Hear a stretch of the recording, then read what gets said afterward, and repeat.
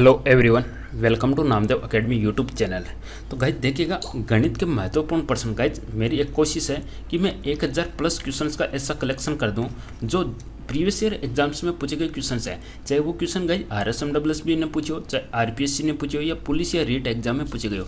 राजस्थान द्वारा जितने भी राजस्थान के अंदर जितने भी एग्जाम्स होती है गाइज, उनके अंदर यदि गणित के अच्छे अच्छे क्वेश्चंस पूछे गए हैं तो उन सभी क्वेश्चंस का कलेक्शन अपन यहाँ पे लेके आएंगे। और ये अगर गाइज अपन 1000 क्वेश्चंस अपन कवर कर लेते हैं जो भी एग्जाम में पूछे गए क्वेश्चन है, तो गाइज राजस्थान लेवल के अंदर जो भी अपनी एग्जाम हो रही है उसको तो अपन क्लियर कर ही लेंगे। साथ ही साथ में सेंट्रल लेवल की भी कोई एग्जाम होती है गाइज, उसको आप 100% क्लियर कर लोगे। क्योंकि गाइज जितने ज़्यादा अपन प्रीवियस ईयर क्वेश्चंस को सॉल्व करेंगे, अपना जो क्लियरिटी है उतनी ही ज़्यादा अपनी बढ़ेगी। तो इसी सीक्वेंस में अपन गाइज गणित के महत्वपूर्ण प्रश्न है जो 1000 प्लस क्वेश्चंस है और आपकी हर एग्जाम के लिए मोस्ट इंपॉर्टेंट साबित होने वाले क्वेश्चंस है।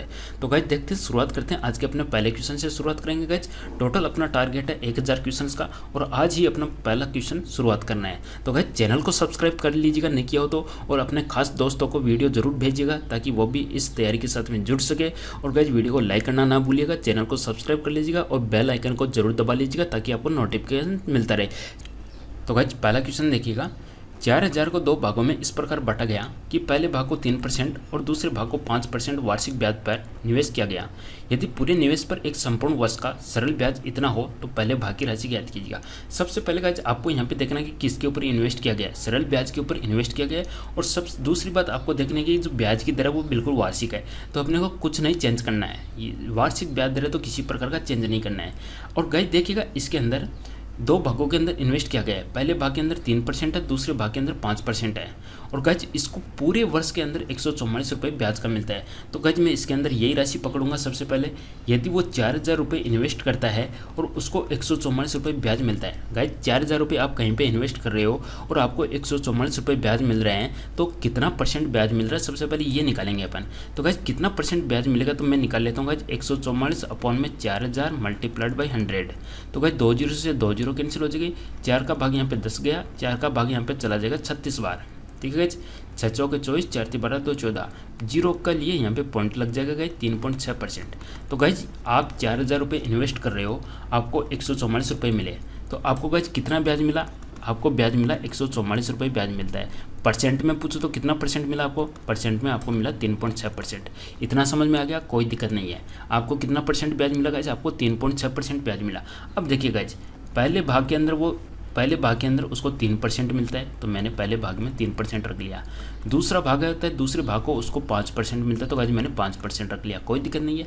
पहले भाग के अंदर 3%, दूसरे के अंदर 5%, टोटल पे कितना मिलता है गाइज? टोटल पे मिलता है उसको 3.6%। तो टोटल का गाइज मैंने यहाँ पे रख लिया 3.6%।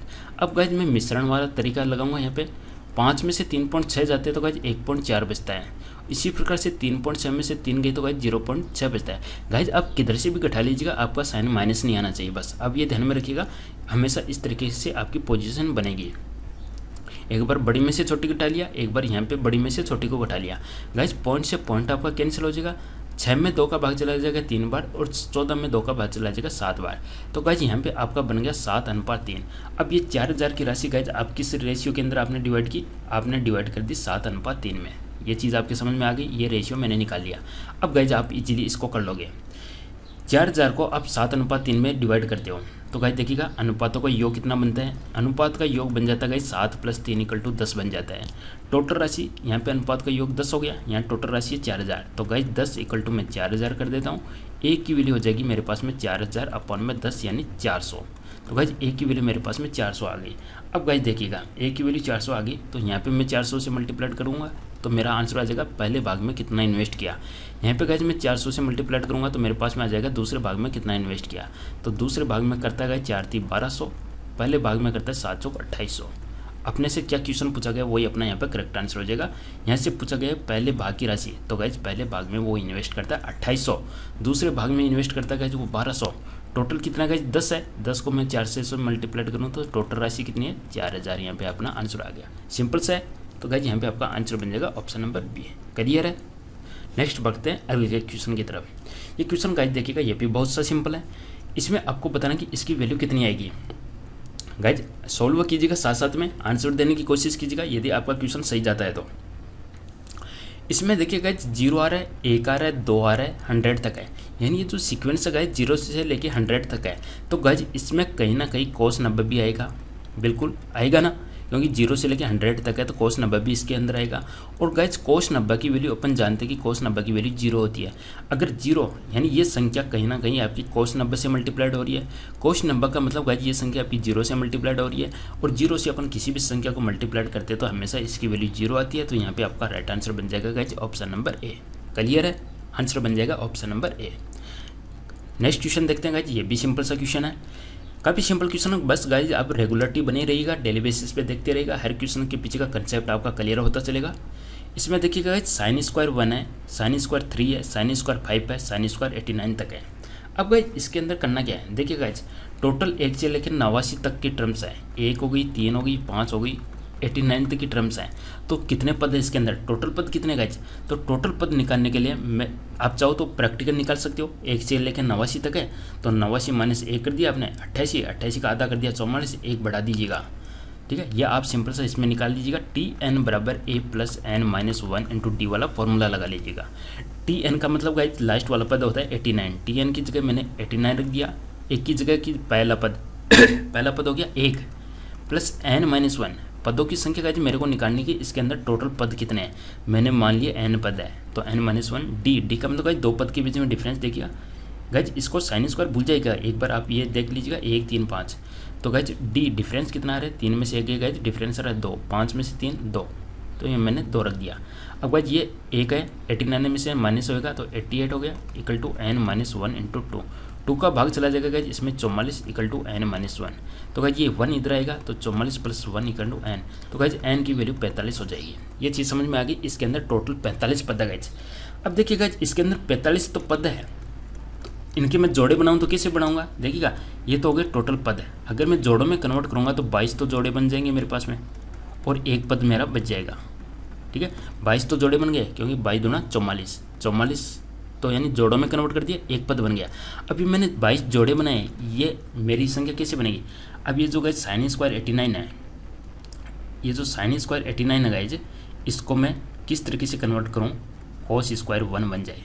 देखिएगा गाइज साइन 89 ही ले लीजिएगा, साइन 89 को गाइज मैं ऐसे रख सकता हूँ क्या, साइन 90 माइनस 1 रख सकता हूँ, और गाइज 90 माइनस थीटा, देखिएगा 90 पे हमेशा साइन चेंज होता है, 90 पे चेंज हो जाएगा, साइन कोस में चेंज हो जाएगा, और 90 में से 1 कम हो रहा है तो कोस 1 हो जाएगा, ये आपका हो जाएगा कोस 1।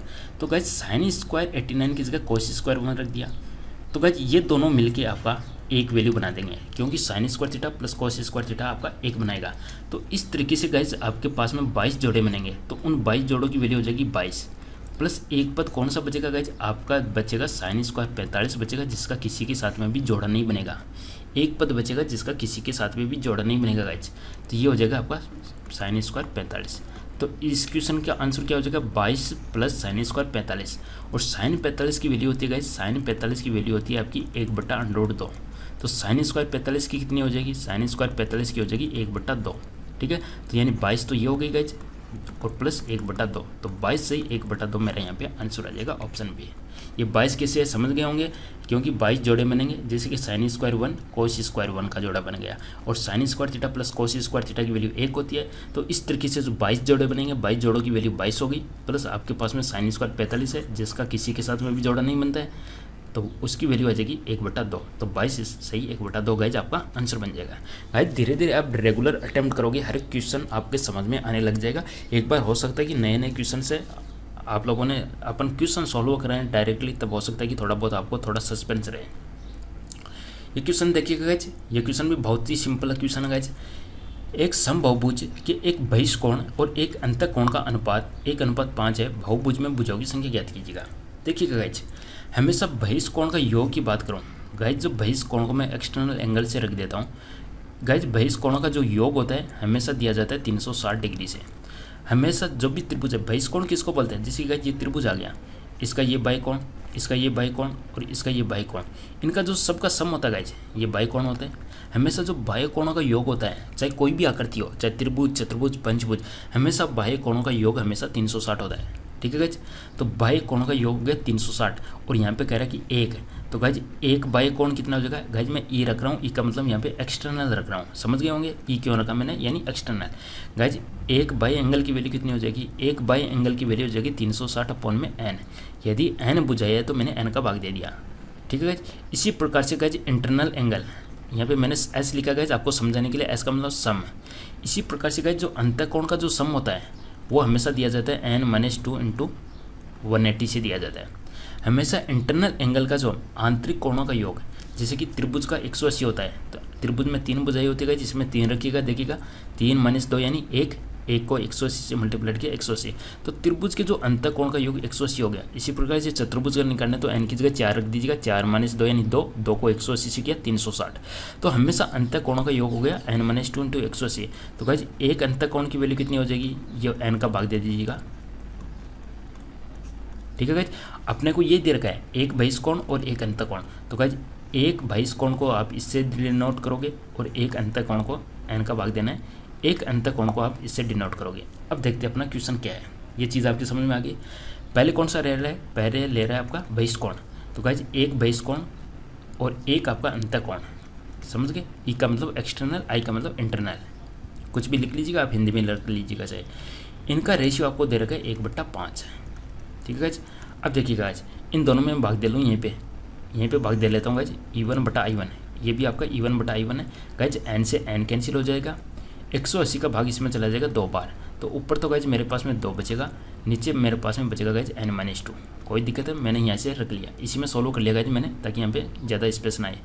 E1/I1 है, E1/I1, यहाँ पे नीचे वाला n नीचे वाले n से कैंसिल हो गया, और गाइज ये जो 180 ऊपर वाला है इसके अंदर भाग चला जाएगा 2 बार, तो ये हो गया 2/n-2। क्लियर है, क्रॉस मल्टीप्लाइड करता हूँ गाइज मैं, तो n-2 इक्वल टू हो जाएगा 5 दूनी 10, n की वैल्यू हो जाएगी गाइज 10 + 2 यानी 12, आपका यहाँ पे आंसर आ जाएगा। क्लियर है, एग्जाम में पूछे गए क्वेश्चन है, स्पेशली गाइज 12th बेसिस से एग्जाम होती है, RSM WSB LDC के वगैरह क्वेश्चन है, काफ़ी सिंपल क्वेश्चन है। यहाँ पे आपका आंसर हो जाएगा बहुभुज में भुजाओं की संख्या 12। किस तरीके से अपन ने निकाला है आपको समझ में आ गया होगा। नेक्स्ट क्वेश्चन गाइज, सूर्य का उन्नयन कोण क्या है जब एक ऊर्ध्वाधर खंभे की परछाई की लंबाई उसकी ऊंचाई के बराबर है। गाइज देखिएगा, ये मैं एक खंभा बना दिया और ये इसकी परछाई होगी, ये तो आपका पोल हो गया गाइज, और ये इसकी इमेज होगी, ये परछाई हो गई, ठीक है गाइज। ये तो खंभा हो गया आपका, ओके गाइज, ये इसकी परछाई हो गई, और ये इसका उन्नयन कोण ये आ गया, थीटा मान लेते हैं। सूर्य का उन्नयन कोण क्या होगा, यहाँ पे गाइज सूर्य है, सूर्य का उन्नयन कोण क्या होगा जब एक ऊर्ध्वाधर खंभे की परछाई की लंबाई उसकी ऊंचाई के बराबर है। गाइज ये भी आप x मान सकते हो या h मान सकते हो, ये भी h मान सकते हो, ठीक है। यानी खंभे की ऊंचाई और परछाई की ऊंचाई है दोनों बराबर है, तो उस केस में हमेशा गाइज 45 डिग्री आपका आंसर आने वाला है। कैसे आंसर आएगा, यहाँ पे थीटा है तो tan थीटा लगाइएगा। tan थीटा की वैल्यू होती है गाइज किस तरीके से, LA/L/KKA से आप लोगों को निकालना है। tan थीटा होता है गाइज आपका लंब अपॉन आधार, तो लंब अपॉन आधार, लंब कितना आपका h है और आधार कितना आपका h है, तो h से h कैंसिल हो गया, यानी tan थीटा की वैल्यू आ गई गाइज आपके पास में 1, और 1 किसकी वैल्यू होती है गाइज, हमेशा tan 45 की वैल्यू होती है, तो गाइज tan से tan कैंसिल हो गया, थीटा की वैल्यू गाइज आपके सामने आ जाएगी 45 डिग्री। ऑप्शन बी आपका यहाँ पे राइट आंसर बन जाएगा। क्लियर है, नेक्स्ट क्वेश्चन देखते हैं, क्वेश्चन नंबर 6। ये देखिएगा बहुत ही सिंपल सा क्वेश्चन है, जल्दी से कर लेते हैं इसको। एक ही वैल्यू अपने को बतानी है गाइज, या तो इस साइन को कोस में बदल दीजिएगा या इस कोस को साइन में बदल दीजिएगा, जो आपके इजी पड़े उसी में बदल दीजिएगा। तो गाइज मैं ये जो साइन है इसको मैं कोस में बदलता हूँ। यहाँ पे गाइज मेरे पास में sin 2a, sin 2a को मैं इस तरीके से रख दूँ, साइन, देखिए गाइज इसको मैंने रख दिया cos 90 - 2a। कैसे रखा मैंने, 90 - 2a क्यों किया गाइज, ये होता है आपका 0, ये होता है 90, ये होता है 180, ये होता है 270, ये होता है 360। क्लियर है, 90 पे हमेशा चेंज होता है, 90 और 270 पे आपका हमेशा चेंज होता है। मैंने इसको रखा sin 2a को रख दिया मैंने cos 90 - 2a। कैसे रखा, क्योंकि मेरे को पता कि साइन और कोस आपस में चेंज होते हैं, तो मैंने साइन की जगह तो कोस रख दिया, ठीक है गाइज। अब कोस गाइज मैंने 90 प्लस करता, तो 90 प्लस करता तो यहाँ पे कोस नेगेटिव आता, और 90 माइनस करूँ तो सब पॉजिटिव होते हैं, तो इसलिए मैंने यहाँ पे पॉजिटिव रखा है। क्योंकि प्लस कर देता यहाँ पे तो कोस इसमें आ जाता और कोस इसमें नेगेटिव आ जाता, तो मेरे को यहाँ पे नेगेटिव लगाना पड़ता, ठीक है गाइज। अब साइन 2a है तो मैंने इसको रख दिया कोस 90 माइनस 2a। क्लियर है। अब इस साइन 2a की जगह मैं रख देता हूँ cos 90 minus 2a equal to cos a minus 18, cos a minus 18। Clear है। कोस से कोस कैंसिल हो जाएगा, 90 माइनस 2a इक्वल टू हो जाएगा गाइज a माइनस 18। a इधर आ जाएगा या इसको उधर ले जाएगा, ये a है इसको मैंने इधर ले गया तो 2a प्लस हो गया, ये 90 है गाइज, ये माइनस का 18 है तो प्लस 18 बन जाएगा, इधर आ गया, ये हो गया 108 इक्वल टू 3a। तो 3 का भाग दूँ इसमें तो आंसर हो जाएगा 36। ऑप्शन नंबर बी आपका राइट आंसर हो जाएगा। ठीक है गाइज, क्लियर है। ऑप्शन नंबर बी आपका राइट आंसर बन जाएगा यहाँ पे। नेक्स्ट क्वेश्चन देखते हैं। यदि एक वृत्त का व्यास आपको दे रखा है 8 मीटर, गाइज कोई वृत्त है उसका आपको व्यास दे दिया 8 मीटर, तो गाइज त्रिज्या कितनी हो जाएगी, वृत्त की त्रिज्या हो जाएगी 4 मीटर। क्लियर है। व्यास 8 मीटर है तो वृत्त की त्रिज्या होगी 4 मीटर है। तब किस लंबाई का चाप है, चाप समझते हो, ये हो गया चाप, ये इसका सेंटर हो गया, ये त्रिज्या हो गई, ये 4 इसकी 4 में त्रिज्या बना देता हूँ। तो किस लंबाई का चाप केंद्र पर 45 डिग्री का कोण बनाएगा, तो ये 45 डिग्री का कोण बनाएगा। तो हमेशा ध्यान दीजिएगा वृत्त की परिधि क्या होती है गाइज, वृत्त की परिधि होती है 2πr और चाप की लंबाई क्या होती है, चाप की लंबाई दी जाती है हमेशा 2πr थीटा अपॉन में 360 से। ठीक है। यदि थीटा एंगल बना रहा है तो हो जाएगी चाप की लंबाई 2πr थीटा अपॉन 360। क्लियर है। अब देखिएगा गाइज यहाँ पे अपने को निकालनी है चाप की लंबाई। क्लियर है। यहाँ पे फॉर्मूला आ गया, ये फॉर्मूला आपको ध्यान में रखना है। चाप की लंबाई निकालने के लिए 2πr थीटा अपॉन में 360 लगता है। तो चाप की लंबाई मेरे को निकालनी है, तो चाप की लंबाई गाइज ये मान लीजिएगा आप, यहाँ से चाप की लंबाई अक्स मान लीजिएगा। तो चाप की लंबाई होगी अक्स बराबर 2π, आर की जगह क्या रखेंगे, आर की जगह रखेंगे अपन 4 इंटू थीटा कितना एंगल बन रहा है गाइज 45 अपॉन में 360। क्लियर है। अब देखते हैं गाइज 4 का भाग इसमें चला जाएगा 90 बार, 45 का भाग 90 में चला जाएगा 2 बार और 2 से 2 आपका कैंसिल हो जाएगा। तो गाइज अक्स की वैल्यू आ गई आपके पास में पाई, तो ये जो चाप की लंबाई है ये आ गई आपकी पाई मीटर। ऑप्शन ए आपका करेक्ट आंसर हो जाएगा। क्लियर है, नो डाउट। आज वीडियो को लाइक कर दीजिएगा, शेयर कर दीजिएगा कम से कम 1-2 ग्रुप्स के अंदर। ये देखिएगा गाइज, एक बेलनाकार बर्तन जिसके आधार की त्रिज्या, काफ़ी सिंपल क्वेश्चन है गाइज, ज़्यादा हार्ड नहीं है। ये हो गया एक मेरा बेलनाकार बर्तन हो गया। ठीक है गाइज, एक बेलनाकार बर्तन जिसके आधार की त्रिज्या 20 सेंटीमीटर है, तो गाइज इसकी जो त्रिज्या है वो है 20 सेंटीमीटर और 32 सेमी ऊंचाई तक जूस भरा है। तो गाइज इसको अपन मान लेते हैं कि पूरा ही जूस भरा है और इसकी हाइट मान लेते हैं गाइज अपन, एच हो गई इसकी 32 सेंटीमीटर और त्रिज्या हो गई इसकी 20 सेंटीमीटर। मैंने कुछ नहीं किया, जो क्वेश्चन में था वो मैंने लिख लिया। इस जूस को 4 सेमी त्रिज्या वाले बेलनाकार गिलासों में 8 सेमी ऊंचाई तक भरा जाता है। अब गाइज छोटे छोटे बेलनाकार गिलास ले लेते हैं। ठीक है गाइज, मैंने गिलास ले लिए छोटे छोटे बेलनाकार, ये है अपना गिलास और 4 सेमी त्रिज्या। गाइज इसकी जो त्रिज्या है वो है 4 सेंटीमीटर, समझ में आ गई। और इसके अंदर एच, इसकी जो ऊंचाई गाइज वो है 8 सेमी तक इसके अंदर भरा जाता है। इससे कितने गिलास भरे जा सकते हैं, अपने को बताना है कि कितने गिलास भरे जा सकते हैं। क्लियर गाइज, क्वेश्चन समझ में आ गया आपके, क्वेश्चन क्या कहना चाहता है। अब देखते हैं गाइज, हमेशा ध्यान में रखिएगा ऐसी कंडीशन में आपको आयतन के बराबर करना है। तो क्वेश्चन है कि ऐसे कितने गिलास भरे जा सकते हैं, तो आप कह दीजिएगा कि ऐसे n गिलास भरे जा सकते हैं। कितने भरे जा सकते हैं, n गिलास भरे जा सकते हैं। ठीक है। तो गाइज देखिएगा, बड़े का आयतन, बड़े बेलन का आयतन, हमेशा आयतन बराबर करना है, इक्वल टू n इंटू एक छोटे गिलास का आयतन। ये चीज़ आपकी समझ में आई कि नहीं आई, एक छोटे गिलास का आयतन बराबर होना चाहिए। ठीक है गाइज, हमेशा बेलन का आयतन का फॉर्मूला होता है guys pi are square h होता है। तो यहाँ पे बड़े का आयतन कितना हो जाएगा, पाई आर स्क्वायर, त्रिज्या इसकी 20, तो पाई 20 का स्क्वायर, ऊंचाई कितनी इसकी 32। क्लियर है। इक्वल टू एन का मतलब अपने कितने गिलास बढ़ने हैं, तो n गिलास बढ़ने हैं इंटू एक छोटे गिलास का इतना हो जाएगा पाई आर स्क्वायर, आर का मतलब 4 का स्क्वायर कर दीजिएगा गाइज, इंटू एच की जगह 8 कर दीजिएगा, इंटू 8। कैंसिल होता है वो काट दीजिएगा, नहीं होता वो छोड़ दीजिएगा। पाई से पाई आपका कैंसिल हो गया गाइज। 8 का भाग इसमें चला गया आपका 4 बार, ये हो गया आपका 20 इंटू 20 इंटू 4 हो गया, यहाँ पे 20 का स्क्वायर था, इक्वल टू n इंटू ये हो जाएगा आपका 4 इंटू 4। तो गाइज 1 4 यहाँ से कैंसिल हो गया, 4 का भाग इसमें चला गया 5 बार, तो 20 इंटू 5 गाइज 100। तो गिलास की संख्या कितनी आ गई आपकी, 100 आ गई। समझ में आ गया। तो यहाँ पे आपका राइट आंसर बन जाएगा गाइज ऑप्शन नंबर सी आपका 100। हमेशा ऐसी कंडीशन में आपको आयतन लेना है और बेलन का आयतन का फॉर्मूला हो गया pi are square H. Next question देखते हैं गाइज, पी और क्यू के क्रमागत बट्टे कितने % के तुल्य होंगे। तो गाइज हमेशा ध्यान में रखिएगा, सिंपल सा फॉर्मूला है, ये बन जाएगा आपका P plus Q plus P Q upon में 100। तो यहाँ पे आपका राइट आंसर बन जाएगा गाइज ऑप्शन नंबर बी। अब गाइज यहाँ पे माइनस क्यों आया, देखिए गाइज सिंपल सा आपको ध्यान में रखना है, इसके अंदर ध्यान में दीजिएगा, plus minus P plus minus ये प्लस है, plus minus Q plus minus P plus minus Q upon में 100। एक्चुअल में फॉर्मूला तो ये बनता है गाइज, देखिएगा यहाँ पे मैंने प्लस लिखा था, यहाँ पे मैंने प्लस लिखा है। अब देखिए गाइज हमेशा बट्टे की बात हो रही है, बट्टा हमेशा होता है डिस्काउंट, और डिस्काउंट को आप हमेशा नेगेटिव लोगे, ठीक है गाइज, डिस्काउंट को आप हमेशा नेगेटिव लोगे। तो इसके अंदर आपका क्या बन जाएगा, या तो आप इसको कर दीजिएगा माइनस पी कर दीजिएगा, या आप इसको माइनस क्यू कर दीजिएगा, और ये प्लस है, ये हो जाएगा आपका माइनस पी, ये हो जाएगा माइनस क्यू अपॉन में 100, ये हो जाएगा minus P minus Q plus P Q upon 100। या तो आप ये लिख सकते हो, या आप इसको सबका माइनस बाहर निकाल दीजिएगा, बट्टे की बात हो रही है तो पी प्लस क्यू, ये प्लस है, ये आपका माइनस हो जाएगा माइनस पी क्यू अपॉन 100। ठीक है गाइज, ये समझ में आ गया माइनस कैसे किया मैंने, बट्टा था इसलिए। यदि गाइज यहाँ पे लाभ होता, समझिएगा यहाँ पे लाभ होता तो मैं क्या करता, यहाँ पे बट्टे की जगह लाभ होता तो क्या करता, इसको मैं करता प्लस पी करता, इसको मैं प्लस पी करता, इसको प्लस करता, यहाँ पे प्लस करता, तो मेरा फॉर्मूला क्या बन जाता, P plus P Q upon 100। Clear है, तो यहाँ पे मेरा आंसर बन जाएगा ऑप्शन नंबर बी। क्लियर है गाइज, ये सिंपल सा फॉर्मूला आपको ध्यान में रखना है यहाँ से। नेक्स्ट क्वेश्चन है गाइज, एक व्यक्ति अपनी आय का 75% खर्च करता है, उसकी आय का 20% और व्यय 10% बढ़ता है, उसकी बचत में प्रतिशत वृद्धि ज्ञात कीजिएगा।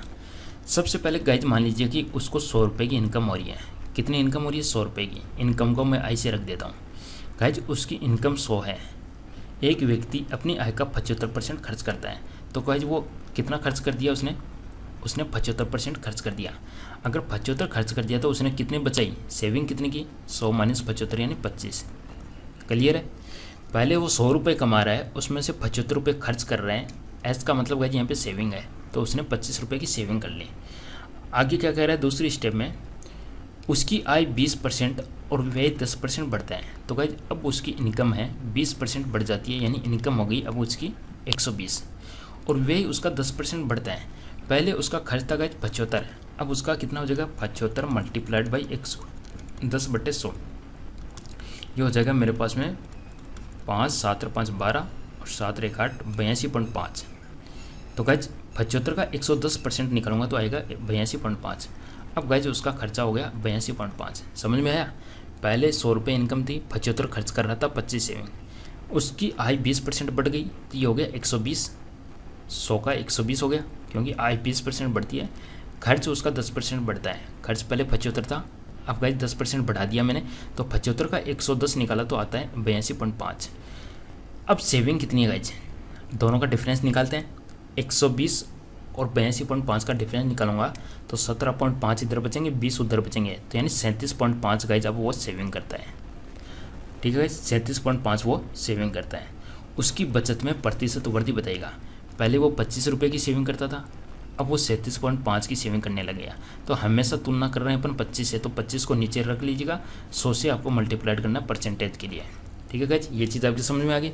ऊपर आपको लिखना है दोनों का डिफरेंस, 25 और 37.5 का डिफरेंस, क्योंकि वृद्धि पूछा है, प्रतिशत वृद्धि पूछा है, तो दोनों का डिफरेंस देखिएगा कितना आ जाएगा, 5 नीचे और 7.5 यानी 12.5। ठीक है गाइज, दोनों का डिफरेंस आ गया 12.5। 12.5 का 25 में भागेगा 2 बार, और 2 का 100 में चला जाएगा 50 बार, तो यहाँ पे आपका राइट आंसर बन जाएगा गाइज 50%, ऑप्शन नंबर डी। कैसे आया, समझ गए होंगे। नेक्स्ट क्वेश्चन देखते हैं। एक शंकु का आयतन इतना है गाइज और उसकी ऊंचाई इतनी है, आधार की त्रिज्या क्या होगी। तो गाइज यहाँ पे आया शंकु और आयतन। शंकु इस तरीके से बनता है, आपको पता है, और शंकु का आयतन क्या होता है, ये इसकी गाइज ऊंचाई हो गई, ये इसकी त्रिज्या हो गई। तो शंकु का आयतन हमेशा दिया जाता है 1/3 पाई r स्क्वायर h से दिया जाता है। ठीक है, तो देखते हैं इसमें आयतन दे रखा है आपको 16,632, तो आयतन बराबर अपना फॉर्मूला हो जाता है 1/3 पाई r स्क्वायर h। तो आयतन कितना है 16,632, 16,632 इक्वल टू हो गया 1/3 इंटू पाई की जगह मैं रख देता हूँ गाइज 22/7, क्योंकि यहाँ पे दे रखा है, इंटू r स्क्वायर गाइज त्रिज्या मेरे को निकालनी है, इंटू h दे रखा है मेरे को 9 सेंटीमीटर। क्लियर है। अब अपने को थोड़ी सी इसके अंदर कैलकुलेशन करनी है, कैलकुलेशन कर लेते हैं गाइज। देखते हैं इसमें गाइज 22 है यहाँ पे, तो 11 का भाग इसमें चला गया 2 बार, और 11 का भाग इसमें जाता है क्या, 11 का भाग इसमें चला जाएगा शायद, 11 एकम 11, 5 56, 11 5 55, 1 बचेगा 13, 11 एकम 11, फिर से 2 बचेगा, 11 दूनी 22। इसमें गाइज 2 का भाग चला गया, इसमें 11 का भाग गया इतनी बार और इसमें 11 का भाग गया 2 बार, फिर से 2 का भाग जाता है कि इसमें देखते हैं, ये मैंने 2 का इसमें देता हूँ, 7 दूनी 14 गाइज, 1 बचेगा, 5 दूनी 10, 1 बचेगा, 6 दूनी 12, 2 का भाग भी चला गया।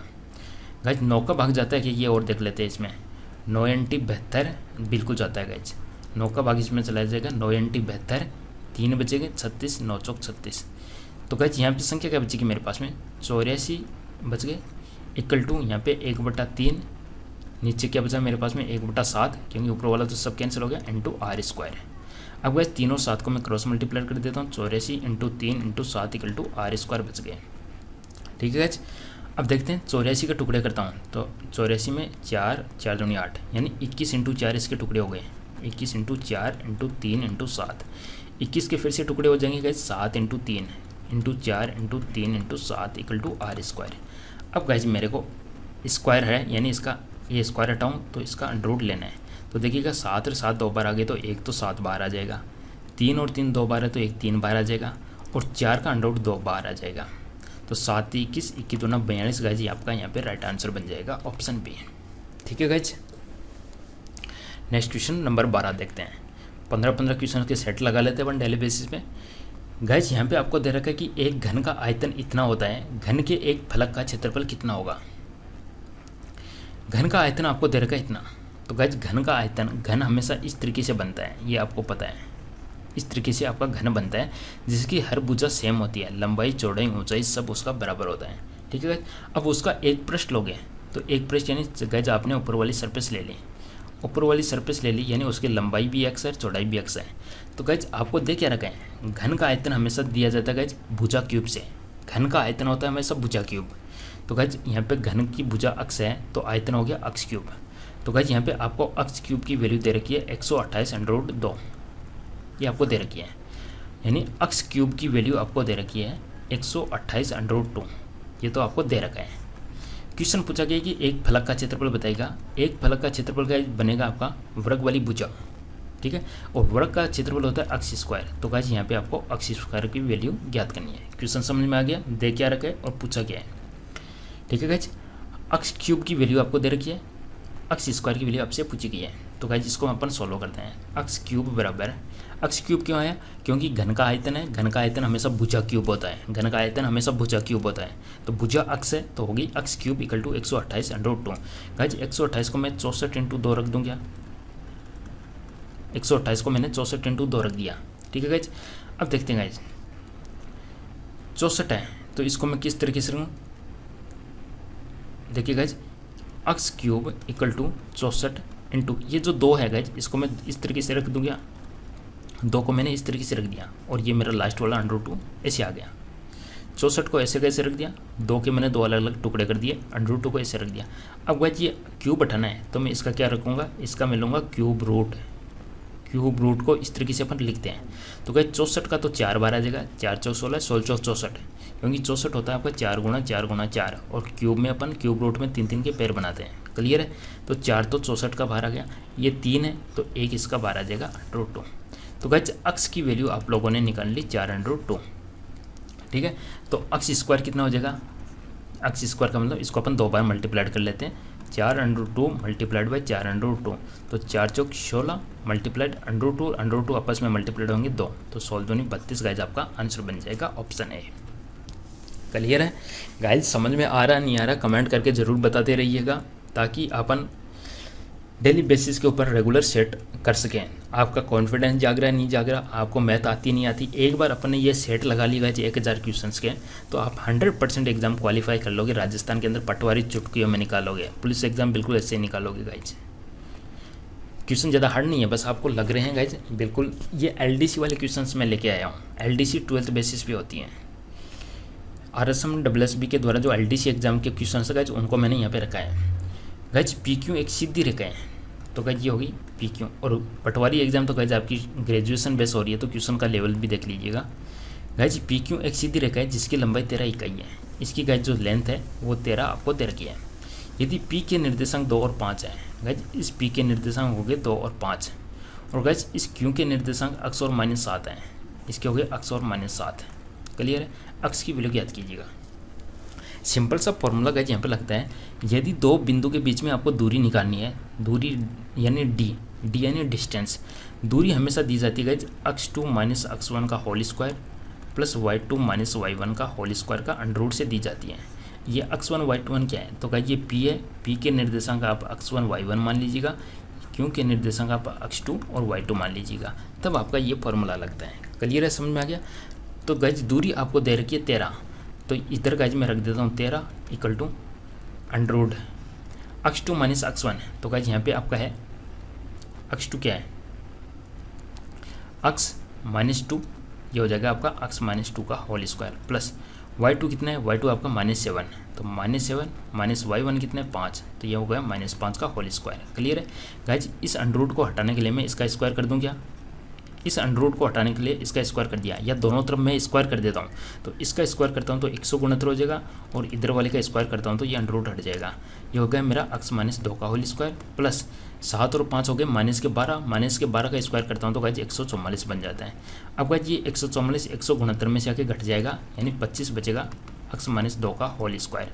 और गाइज इसको दोनों तरफ में स्क्वायर रूट लूँ तो 25 का तो बन जाएगा गाइज 5, और इधर से स्क्वायर रूट यानी वर्गमूल लूँगा तो ये आ जाएगा मेरा x -2, ये 2 इधर आके प्लस हो जाएगा, 7 = x। तो यहाँ पे आपका राइट आंसर आ जाएगा guys option number D. Clear है, आंसर बन जाएगा गाइज ऑप्शन नंबर डी। बाद में गाइज आप पेन चलाने की जरूरत ही नहीं है, एक बार यदि आपको बेसिक कंसेप्ट समझ में आने लगे तो आप बिना पेन दिमाग के अंदर ही सब क्वेश्चन को सॉल्व कर लोगे। बस ये समझाने के लिए अपने को पेन चलाने की जरूरत है। यहाँ पे दिए गए ऑप्शन में से कौन सा बिंदु अक्ष पर स्थित है, गाइज ये हमेशा होता है आपका अक्ष, ये होता है हमेशा आपका y, और ये अपन ले लेते हैं z। गाइज जो अक्ष पे स्थित होगा वहाँ पे हमेशा ध्यान दीजिएगा y की वैल्यू 0 है, यानी इस पॉइंट पे देखिएगा y की वैल्यू 0 है। अक्ष पर हमेशा y की वैल्यू 0 होती है, और y अक्ष पर हमेशा x की वैल्यू 0 होती है। ये चीज़ आपको पता होनी चाहिए। अब दिए गए ऑप्शन में से अक्ष पर स्थित कौन सा है, गाइज अक्ष पे वही होगा जहाँ पे y की वैल्यू 0 है, तो यहाँ पे देखिएगा y की वैल्यू 0 आ रही है। क्लियर है गाइज, y की वैल्यू 0 आ रही है, तो ये आपका राइट आंसर बन जाएगा। यहाँ पे देखिएगा ये y की वैल्यू 0 है, यहाँ पे y की वैल्यू बढ़ती जाएगी, यहाँ पे और बढ़ेगी, यहाँ पे और बढ़ेगी, यहाँ पे और बढ़ेगी, ये y की वैल्यू बढ़ती जा रही है, तो यहाँ पे y की वैल्यू बिल्कुल 0 है अक्ष पे, तो ये आपका आंसर बन जाएगा। देखिएगा गाइज 10%, 20% और 25% के छूट के समतुल्य कौन सा होगा। अब गाइज आप लोगों को एक फॉर्मूला बताया था सिंपल सा गाइज, अपना पहला क्वेश्चन भी आया था P + Q - PQ / 100। ये लगता है ओनली डिस्काउंट के क्षेत्र में, ओनली डिस्काउंट के क्षेत्र में लगता है। ठीक है गाइज, तो देखिए गाइज सबसे पहले इन दो का निकाल लेते हैं। देखिएगा इन दो का निकालूंगा 10 + 20 - 10 × 20/100, तो ये हो जाएगा 30 माइनस दोनों जीरो कैंसिल हो गए, 30 - 2 यानी 28 आ गया। इन दोनों का इक्विवेलेंट बट्टा आ गया गाइज मेरे पास में 28। ठीक है, तो अब बचा मेरे पास में 28 और 25, 28 और 25 का और निकालना है, तो ये हो जाएगा मेरा 28 + 25 - 28 × 25/100। 25 का भाग इसमें चला गया 4 बार, 4 का भाग इसमें चला गया 7 बार। ये हो जाएगा मेरा 8 और 5 13, 2 दूनी 4 1 5, 53 - 7, और 53 में से 7 घटाऊंगा तो कितना बचेगा गाइज, ये बचेगा मेरे पास में 46। तो गाइज यहाँ पे आपका आंसर आ जाएगा ऑप्शन नंबर बी। क्लियर है गाइज, 2 के इक्विवेलेंट बट्टा हो गया अपना ऑप्शन नंबर ये। ओके गाइज, इसको दूसरे तरीके से अपन करना चाहें तो ऐसे भी कर सकते हैं। 100 मान लीजिएगा गाइज, 100 का आप 10% डिस्काउंट दे दिया तो आपके पास में राशि आ गई 90। 90 का फिर से आप 20% डिस्काउंट दे रहे हो तो कितनी बचेगी, 90 का आपने 20% डिस्काउंट दे दिया तो कितनी बचेगी, 90 का 20% कितना हो जाएगा, 9 दूनी 18, 18 हो गए। कितने बची आपके सामने, 90 में से 18 घटाऊँ तो कितना बचता है 80, यानी 72 बच गए।